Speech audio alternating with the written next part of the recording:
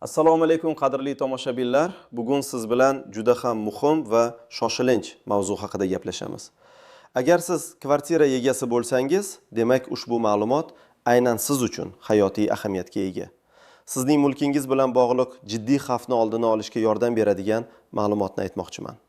Agar siz aprel oyi oxirigacha ba'zi muhim harakatlarni amalga oshirmasangiz, jiddiy muammolarga duch kelishingiz mumkin. Katta jarimalar, hujjatlar bilan bog'liq qiyinchiliklar, hatto mulk huquqini isbotlashda qiyinchiliklar yoki umuman mulk bilan bog'liq kutilmagan sarsaxtalarga duch kelishingiz mumkin. Bu ogohlantirishni jiddiy qabul qiling. Chunki gap sizning mulkingiz, oilaviy farovonligingiz haqida ketmoqda. Shuning uchun iltimos, diqqat bilan tinglang, kanalga obuna bo'lishni va bu videoga like bosishni unutmang. Bu ma'lumotni iloji boricha ko'proq odam ko'rishi va o'z vaqtida chora ko'rish kerak. Xo'sh, oldinlari qanday edi va hozir nima o'zgardi? Uzoq yillar davomida kvartiraga egalik qilish jarayoni nisbatan sodda edi. Siz notarius orqali oldi-sotdi shartnomasini tuzardingiz, kadastr hujjatlarini onardingiz va shu bilan kvartira sizning mulkingizga aylanardi. Ko'pgina fuqarolar uchun bu jarayon faqat bir marta amalga oshiriladigan, keyin esa unga e'tibor berish shart bo'lmagan narsa edi. Hujjatlar papkada turardi, siz esa uyingizda tinchgina yashayverardingiz. Agar siz kvartirangizni uzoq yillar oldin sotib olgan bo'lsangiz, ehtimol sizda qog'oz shakldagi order, oldi-sotdi shartnomasi yoki mulk huquqini tasdiqlovchi boshqa eski hujjatlar mavjud. Ko'pincha bu hujjatlar qo'lda yozilgan bo'lib, ularda barcha ma'lumotlar to'liq va aniq kiritilmagan bo'lishi mumkin. Bu eski tizimda ba'zi noaniqliklar va kamchiliklar mavjud edi. Ayniqsa, mulkdorlik ma'lumotlarini raqamli bazalarda yangilash va unifikatsiya qilish masalasida. Lekin endi vaziyat tubdan o'zgardi. Bizning mamlakatimizda mulkchilik munosabatlarini tartibga solish, kadastr ma'lumotlarini raqamlashtirish va shaffoflikni oshirish bo'yicha juda katta ishlar amalga oshirilmoqda. Bu jarayonning asosiy maqsadi har bir mulk obyekti haqidagi ma'lumotlarni yagona raqamli bazaga kiritish, ularni to'liq, aniq va ishonchli qilishdir. Bu nafaqat davlat uchun, balki mulk egalari uchun ham muhim. Chunki aniq va raqamlashtirilgan ma'lumotlar kelajakda kvartirangizni sotish, hadya qilish, garovga qo'yish yoki meros qoldirishda turli muammolarning oldini oladi. Yoki sizning mulkingizga tajovuz qilinganda huquqingizni isbotlashni osonlashtiradi. Ushbu yangiliklarga ko'ra, barcha kvartira egalari o'z mulklarining kadastr ma'lumotlarini tekshirishi va agar kerak bo'lsa, aprel oyi oxirigacha ularni yangilashi, raqamlashtirishi yoki tegishli tizimga kiritilmagan ma'lumotlarni ro'yxatdan o'tkazishi shart. Bu boradagi talablar va tartiblar hukumatning tegishli qarori yoki qonuni bilan belgilangan bo'lib, ularning ijrosi majburiydir. Ushbu o'zgarishlar asosan davlat xizmatlarini optimallashtirish, xizmat ko'rsatish sifatini oshirish, shuningdek mulkchilik munosabatlarida shaffoflikni ta'minlash va noqonuniy harakatlarning oldini olishga qaratilgan. Chunki eski qog'oz hujjatlar bazalar bilan to'liq bog'lanmagani uchun ba'zi holatlarda tartibsizliklar yuzaga kelishi mumkin edi. Endi esa barcha ma'lumotlar elektron tizimda jamlanib, mulkdorlik holatini bir zumda tekshirish imkoniyati yaratiladi. Endi esa nimalarni bilish kerak, kim tashvishlanish kerak va kimning tashvishlanmasligi kerakligi haqida batafsilroq to'xtalib o'tamiz. Siz bilishingiz kerak bo'lgan eng muhim narsa bu sizning kvartirangiz haqidagi ma'lumotlar davlat xizmatlari markazlari yoki kadastr agentligi tizimida to'liq va to'g'ri aks etganmi? Agar sizda kvartirangizni uzoq vaqt oldin sotib olganingizda olingan eski qog'oz shakldagi kadastr pasporti yoki mulkchilik huquqi to'g'risidagi guvohnoma bo'lsa, ayniqsa ehtiyot bo'lishingiz kerak. Chunki bu hujjatlardagi ma'lumotlar yangi raqamli tizimga to'liq kiritilmagan bo'lishi mumkin. Kim tashvishlanishi kerak? Birinchi navbatda mulkini ancha yillar oldin, masalan 2000-yillarning boshlari yoki undan ham avval sotib olgan shaxslar.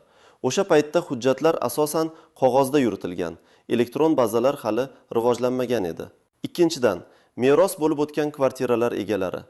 Agar siz kvartirani meros qilib olgan bo'lsangiz, lekin mulk huquqini o'zingizning nomingizga rasman to'liq qayta rasmiylashtirmagan bo'lsangiz yoki eski kadastr ma'lumotlarini yangilamagan bo'lsangiz, siz ham xavf ostidasiz. Uchinchidan, kvartirada ruxsatsiz o'zgartirishlar, qayta rejalashtirish qilganlar. Masalan, ikki xonani bittaga birlashtirish, balkonga qo'shimcha xona qurish yoki xonalar o'rnini o'zgartirish kabi harakatlar qilingan bo'lsa va bu o'zgarishlar kadastr hujjatlariga kiritilmagan bo'lsa, sizning kadastr ma'lumotlaringiz haqiqiy holatga mos kelmaydi. Bu esa kelajakda katta muammolarni keltirib chiqarishi mumkin. To'rtinchidan, kadastr hujjatlarini umuman yo'qotib qo'yganlar yoki ularning mavjudligiga amin bo'lmaganlar. Bu holatda siz zudlik bilan kadastr idoralariga murojaat qilishingiz shart. Keling, bir nechta real hayotiy misollarni ko'rib chiqaylik. Misol 1. Oysha buvi. 75 yoshli Oysha buvi o'zining 3 xonali kvartirasini 1995-yilda sotib olgan. Unda faqat o'sha davrda berilgan, qo'lda yozilgan oldi-sotdi shartnomasi va eski kadastr hujjatlari bor. U bu hujjatlarni bir papkada saqlaydi va hech qachon hech qanday yangilanishlar haqida o'ylamagan. Agar Oysha buvi aprel oyi oxirigacha bu talabni bajarmasa, ya'ni o'z mulki haqidagi ma'lumotlarni raqamli bazaga kiritish uchun murojaat qilmasa, birinchidan u ma'muriy javobgarlikka tortilib, jarimaga tortilishi mumkin. Jarima miqdori ancha sezilarli bo'lishi mumkin. Masalan, bazaviy hisoblash miqdorining 5 barobaridan 10 barobarigacha. Ikkinchidan, kelajakda kvartirani farzandlariga meros qoldirishda katta qiyinchiliklarga duch kelishadi. Hujjatlar eski bo'lgani uchun ularni tasdiqlash uchun qo'shimcha tekshiruvlar, sud orqali qarorlar qabul qilish zarurati tug'ilishi mumkin. Bu esa vaqt, pul va asabni talab qiladi. Misol 2. Karimovlar oilasi. Karimovlar 2010-yilda kvartira sotib olgan va bir necha yil o'tgach oshxonani zal bilan birlashtirib, katta studiya maydoni yaratish maqsadida qayta rejalashtirishgan. Lekin bu o'zgarishlarni hech qanday rasmiy organda ro'yxatdan o'tkazishmagan. Ular o'sha paytda buning muhimligini tushunishmagan. Agar ular endi aprel oyi oxirigacha kadastr ma'lumotlarini yangilash uchun murojaat qilsalar, ularning kvartirasining rejalashtirilishi kadastr pasportidagi sxemaga mos kelmasligi aniqlanadi. Bu holatda ular nafaqat kadastr ma'lumotlarini yangilashlari, balki ruxsatsiz qayta rejalashtirishni qonuniylashtirishlari ham kerak bo'ladi. Buning uchun texnik xulosalar olish, tasdiqlovchi hujjatlar to'plash va ehtimol ma'muriy javobgarlikka tortilish bilan birga qayta rejalashtirishni rasmiylashtirish uchun belgilangan to'lovlarni amalga oshirishlari kerak bo'ladi. Aks holda, kelajakda kvartirani sotish yoki boshqa harakatlar qilishda bu huquqbuzarlik jiddiy to'siq bo'ladi va har qanday shartnoma tuzish jarayonini to'xtatib qo'yishi mumkin. Kim tashvishlanmasligi kerak? Agar siz kvartirangizni so'nggi yillarda, masalan 2018-yildan keyin sotib olgan bo'lsangiz va barcha hujjatlaringiz zamonaviy namunadagi kadastr pasporti va mulk huquqi guvohnomasi shaklida bo'lsa, sizning ma'lumotlaringiz elektron bazada allaqachon mavjud bo'lishi ehtimoli juda yuqori. Misol 3. Ahmedovlar oilasi. Yosh oila Ahmedovlar 2022-yilda yangi qurilgan uydan kvartira sotib oldi. Ular notarius orqali oldi-sotdi shartnomasini tuzdilar va kadastr agentligining davlat xizmatlari markazlari orqali yangi namunadagi elektron kadastr pasportini va mulk huquqi guvohnomasini oldilar. Ularning barcha ma'lumotlari bir zumda davlat kadastrlari yagona tizimiga kiritildi. Bunday hollarda Ahmedovlar tashvishlanmasliklari mumkin, chunki ularning ma'lumotlari allaqachon yangi tizimda va qonun talablariga to'liq javob beradi. Lekin hatto shunday holatlarda ham xotirjamlik uchun kadastr agentligining rasmiy portalidan o'z mulkingiz haqidagi ma'lumotlarni bir bor tekshirib ko'rish ortiqchalik qilmaydi. Bu sizning mulkingiz xavfsizligi uchun juda oddiy, ammo samarali choralardandir. Endi esa istisnolarga, e'tibordan chetda qoldirilgan jihatlarga va noaniq nuanslarga to'xtalib o'tamiz. Istisnolar. Agar siz chet elda bo'lsangiz va aprel oyi oxirigacha qaytish imkoniyatingiz bo'lmasa, sizning nomingizdan ishonchnoma asosida yaqin qarindoshingiz yoki vakilingiz harakat qilishi mumkin.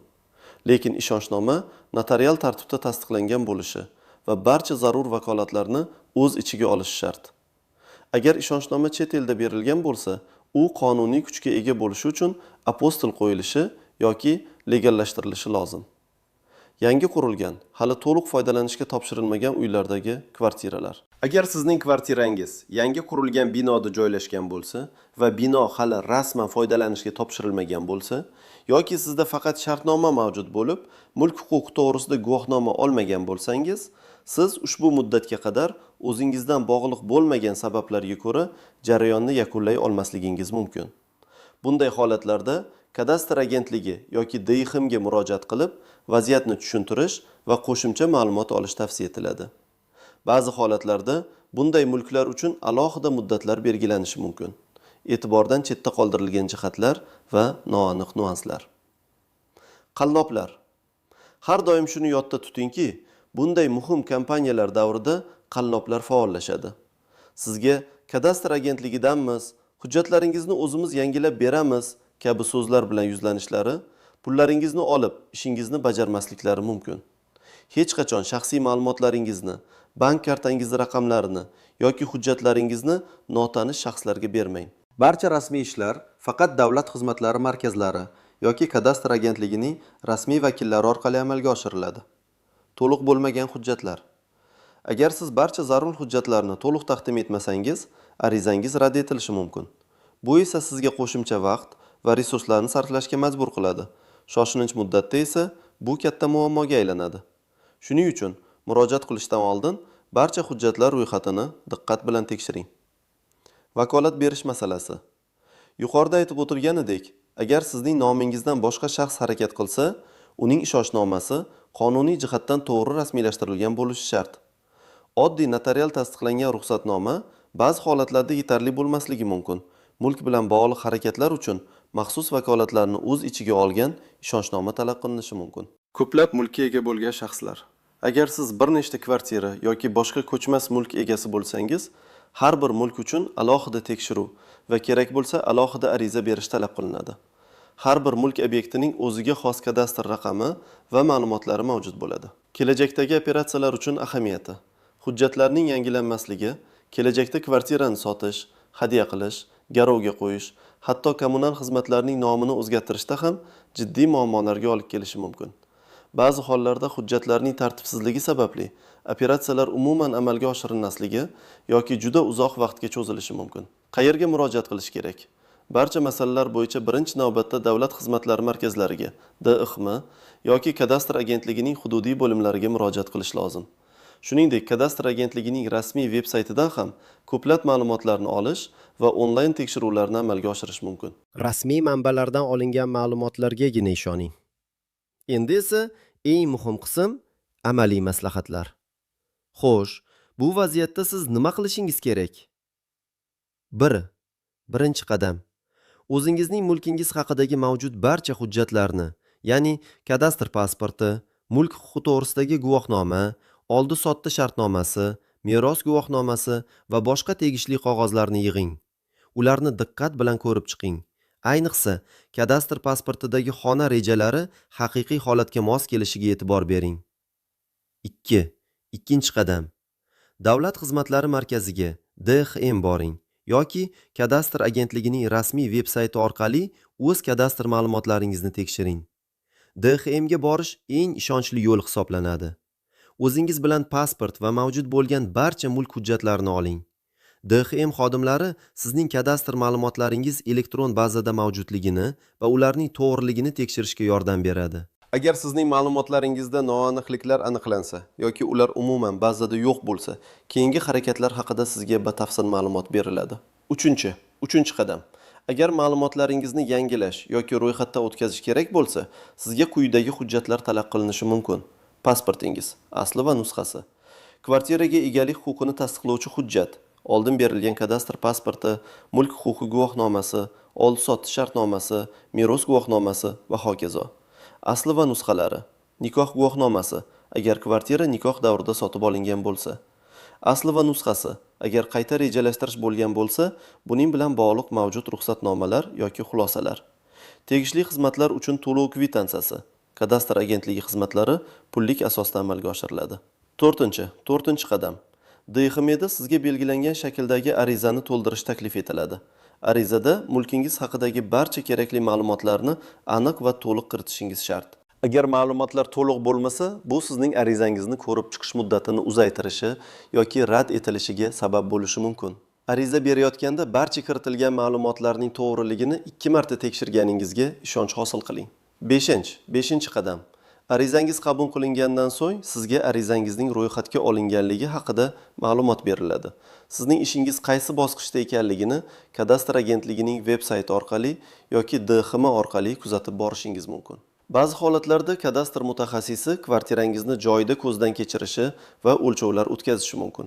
Bu ayniqsa, agar sizda qayta rejalashtirish bo'lgan bo'lsa yoki eski hujjatlardagi ma'lumotlar noaniq bo'lsa, amalga oshiriladi. 6. Qadam. Barcha jarayonlar yakunlangach, sizga yangi namunadagi kadastr pasporti va mulk huquqi to'g'risidagi guvohnoma beriladi. Odatda bu hujjatlar elektron shaklda, ya'ni QR kod bilan himoyalangan bo'lib, ularning haqiqiyligini osongina tekshirish mumkin. Maslahatlar. Jarayonni imkon qadar tezroq boshlang.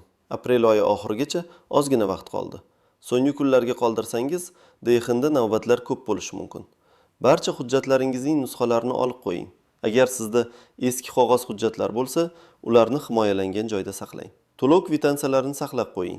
Agar tushunmagan joylaringiz bo'lsa, DXM xodimlaridan so'rashdan tortinmang. Ular sizga yordam berishga majbur. Hurmatli kvartira egalari, esingizda tuting. Bu majburiy chora nafaqat davlat uchun, balki birinchi navbatda sizning o'zingizning mulkiy xavfsizligingiz uchun qilinmoqda. Aprel oyi oxirigacha bo'lgan muddat juda muhim. Bu qiyin ko'rinsa-da, aslida mulkingizni tartibga solish va kelajakdagi muammolardan qochish uchun berilgan ajoyib imkoniyatdir. Yuqoridagi ko'rsatmalarga amal qilsangiz, hech qanday qiyinchiliksiz bu jarayonni o'zingiz hal qila olasiz. O'z fikrlaringizni izohlarda qoldiring. Agar sizda ushbu mavzu bo'yicha savollar bo'lsa, albatta yozib qoldiring. Bu video sizga foydali bo'lgan bo'lsa, like bosing va kanalga obuna bo'ling. Bu orqali siz ko'proq odamga ushbu muhim ma'lumotni yetkazishga yordam berasiz. Birgalikda biz hech qanday muammoga duch kelmaymiz. O'zingizni va mulkingizni himoya qiling. Keyingi videolarda ko'rishguncha